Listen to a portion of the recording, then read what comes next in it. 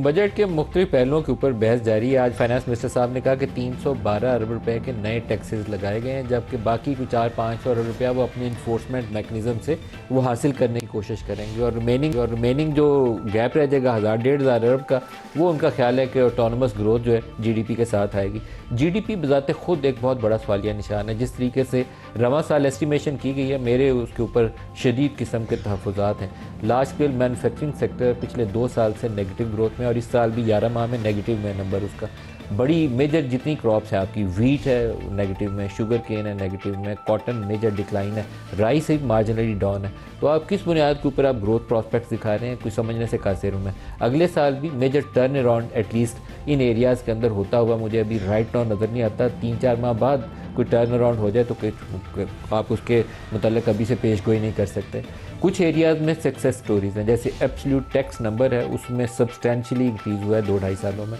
अब 12,000 अरब तक पहुंच जाए, बहुत बड़ा नंबर है, उसके करीब आप चले गए। अगले साल आप 14,131 अरब को टारगेट कर रहे हैं। इसी तरीके से जो रिमिटेंसेज है वो सक्सेस स्टोरी है। पिछले कई महीनों से बार बार, बल्कि पिछले 2-3 सालों से बार बार तनकीद होती थी कि यहाँ से बहुत सारे पाकिस्तानी बाहर चले गए ब्रेन ड्रेन में, वो उसका एक हिस्सा था। लेकिन जो पाकिस्तानी बाहर गए हैं वो पाकिस्तान पैसा भिजवा रहे हैं। 11 माह में 35 अरब डॉलर आया, जो पाकिस्तान ने आज तक की तारीख में कभी बरामदात से हासिल नहीं किया। और 12 months, by end of 12 month ये 38 बिलियन डॉलर से ज़ायद नंबर होगा। हो सकता है 39 बिलियन डॉलर को रवा साल टच कर दें, तो नेक्स्ट ईयर आपको मार्जिनल भी ग्रोथ मिली ना, अगर 1-2 अरब डॉलर की भी, तो आप 40 बिलियन डॉलर प्लस पे रिमिटेंसेज आपको कमा के दे रही होंगी और बहुत बड़ा ब्रीथिंग स्पेस आपकी जो एक्सटर्नल सेक्टर है उसको इससे मिल जाती है। बजट के अंदर बाज़ इकदाम बहुत तकलीफदेह हैं जिनको नहीं होना चाहिए था। लाइक सोलर पैनल्स के ऊपर 18% हुकूमत ने टैक्स लगाया, छेड़ना भी नहीं चाहिए था, इसको टैक्स फ्री रखना चाहिए था ताकि लोग खुद ब खुद ऑल्टरनेट के ऊपर पैसा लगा के अपनी बिजली पैदा कर रहे हैं। हुकूमत को ऑयल इंपोर्ट करके बिजली पैदा करने की ज़रूरत नहीं है, लेकिन उसके ऊपर 18% टैक्स आयद कर दिया गया। छोटी कारों के ऊपर लगा दिया गया। इसी तरीके से सैलरी क्लास के ऊपर 10% सरचार्ज है, उसको 1% सिर्फ कटौती की गई है, उसको एटलीस्ट हाफ कर देना चाहिए था। दूध के ऊपर पिछले साल 18% GST आयद किया गया था। इस साल ख्याल ये था कि ये जालमाना फेल है, इससे बाज रहेगी हुकूमत। अब तो टैक्स भी अच्छा इकट्ठा हो गया, बिल्कुल उसको छेड़ा भी नहीं, हाथ भी नहीं लगाया। लेकिन बाज़ काम ऐसे किए हैं जिनका जवाब शायद फाइनेंस मिनिस्टर जस्टिफाइबल कभी भी ना कर सकें। बाज़ बार काउंसिल्स का नाम उसके अंदर फहरिस्त में शामिल कर दिया गया, जिनको हुकूमत मुख्तलिफ वक्तों में सियासी रिश्वत के तौर पर पैसे देती है, डोनेशंस देती है। अब उनको टैक्स एग्जम्प्ट कर दिया है, दोहरी ब्राइब होगी। पहले डोनेशंस भी देंगे, अब टैक्स एग्जम्प्ट भी हो जाएगी। तो ये चीज़ें, ये हरकतें नहीं करनी चाहिए, ये बुरी हरकतें। गरीब मुल्क है, अफोर्ड नहीं कर सकता। तो आज के प्रोग्राम में जो हमारे साथ पैनलिस्ट हैं, बिलाल अजहर कियानी साहब हैं, वज़ीर ममलकत बराए रेलवेज़ हैं। बिलाल साहब बहुत शुक्रिया, आप हमारे साथ हैं। मिफ्ता इस्माइल साहब साबिक वज़ीर ख़जाना हमारे साथ हैं। गौहर इजाज़ साहब साबिक वफाकी वज़ीर निगरान हुकूमत में, वो हमारे साथ हैं। अशफाक तोला साहब हमें ज्वाइन करेंगे, माहिर मईशत है। सबको वेलकम करता हूँ। गौहर इजाज़ साहब, ओवरऑल अगर मैं आपसे पूछ लूँ, बड़े दावे हैं हुकूमत के, तो ग्रोथ इस साल तो आई नहीं, अगले साल वो कहते हैं ग्रोथ आएगी, रिफॉर्म्स इनिशिएटिव्स हमने ले लिए हैं। कौन से ऐसे रिफॉर्म्स हैं जिससे आपको लगता हो कि अगले साल ग्रोथ आने वाली? बिस्मिल्लाहिर्रहमानिर्रहीम। नदीम, सबसे पहले तो मैं इस बात को एक्नॉलेज करना चाहूँगा कि पिछला साल जो है वो वाकई फाइनेंस मिनिस्टर साहब और उनकी टीम ने जो है वो बहुत अच्छी अचीवमेंट्स किए हैं। हमने हिस्ट्री में देखा है कि जो है कमिटमेंट्स को ऑनर करना बड़ा मुश्किल होता है, या किसी जगह पे रिफॉर्म्स को कमिट करके जो है उस रिफॉर्म को इम्प्लीमेंट करना बहुत मुश्किल होता है।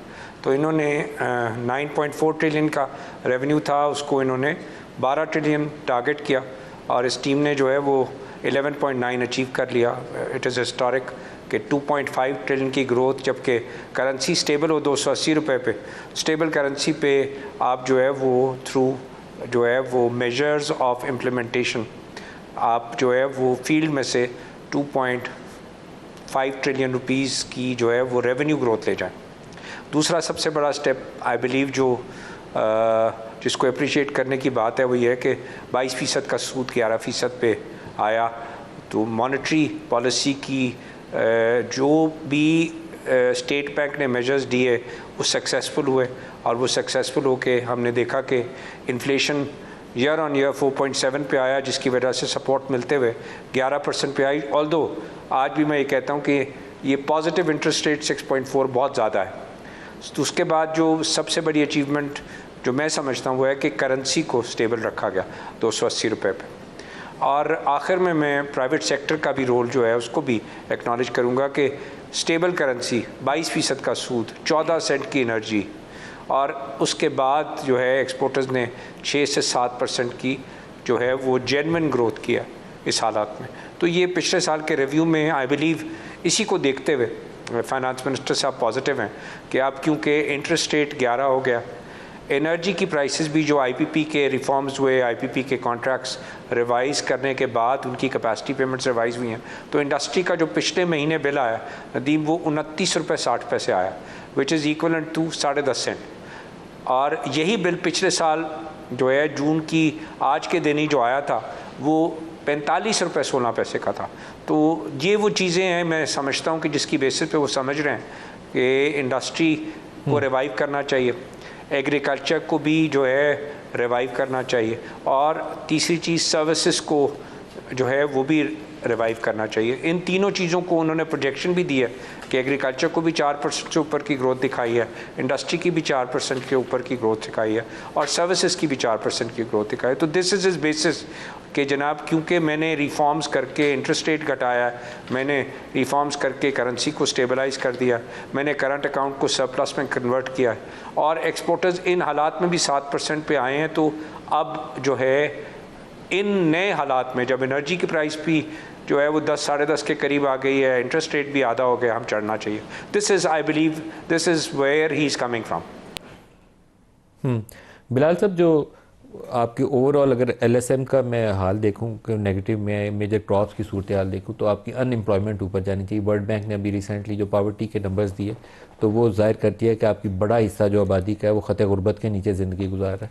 तो मुझे वो इनिशिएटिव नज़र नहीं आए जिससे नई इकनॉमिक अपॉर्चुनिटीज़ पैदा हो रही हों, गरीब को रोज़गार मिल रहा हो, नए मौके मैसर आ रहे हो, वो कौन से ऐसे इनिशिएटिव? जी बिस्मिल्लाहिर्रहमानिर्रहीम। नदीम साहब बहुत शुक्रिया जी अपने शो में दावत देने का। देखिए सबसे पहले तो मैं वेरी ब्रीफली जी जो बात अभी गौर एजाज साहब भी कर रहे थे, थोड़ा सा कॉन्टेक्स्ट आई थिंक ज़रूरी है जी कि जब हम इस साल का बजट देखें तो पिछला एक साल ज़रूर देखें।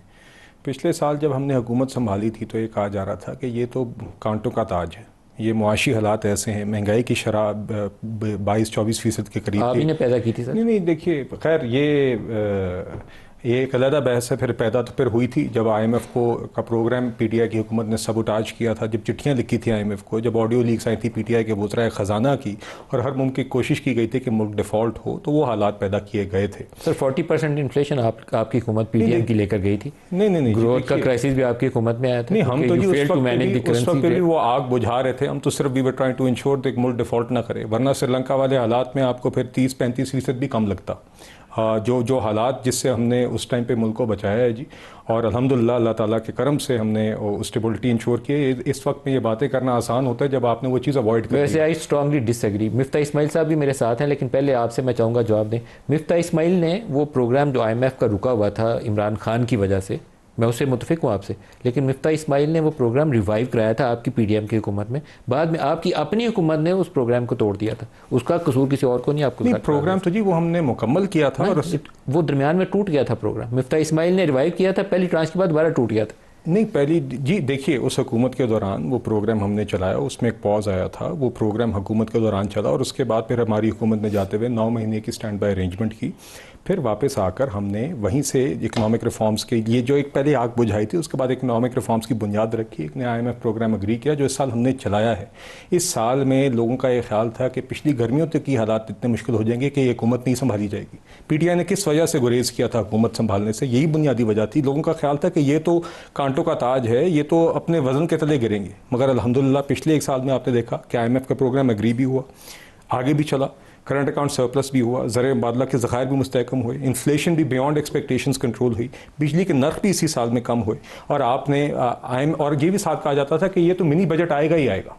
ये तो बजट जो है इतना अनरियलिस्टिक है कि आगे ये IMF के प्रोग्राम को अचीव करने के लिए इनको लाना ही पड़ेगा। मिनी बजट भी नहीं आया और अल्हम्दुलिल्लाह हमने IMF के प्रोग्राम को भी चलाया और अभी बोर्ड अप्रूवल को सिर्फ आपको 50% इंक्रीज कर देखिए वो तो फिर नदीम साहब अब आप स्पेसिफिक्स पे जाएं, बार ऊपर ले जाते हैं। मगर उसके बावजूद फिर आप ये भी तस्लीम करेंगे जब से अब हुकूमत में आए थे तब से पेट्रोल की कीमतें ओवरऑल कम भी हुई हैं। फिर आप लेकिन आपने वो पास थ्रू नहीं ना कि आपने उसको टैप करते गए। हमने सारी तरजीहात को साथ साथ मैनेज किया। मगर हकीकत यह है कि अपने अपनी तरजीहात में अपने फिस्कल बैलेंसेस को भी मैनेज किया और पेट्रोल डीजल की और बिजली की कीमतें कम भी की। ये दोनों चीज़ें हकीकत हैं और ये साथ साथ हकीकत है। उसके अंदर यकीनन हमें जहाँ पे कोई रेवेन्यू मेजर्स, एक्सपेंडिचर मेजर्स लेने पड़े इस बैलेंस को, तवाज़ुन को रखने के लिए हमने रखे। मगर इसी के अंदर इसी हालात में बेनज़ीर इनकम सपोर्ट प्रोग्राम के तहत जिससे 1 करोड़ मुस्तहिक खानदानों को डायरेक्ट कैश ट्रांसफर मिलता है और हर कोई तस्लीम करता है ये जायज़ मुस्तहिक खानदान है, उनके लिए पिछले साल 460 अरब से 592 अरब रुपए का बजट रखा और इस साल 592 अरब से बढ़ाकर 716 अरब रुपए कर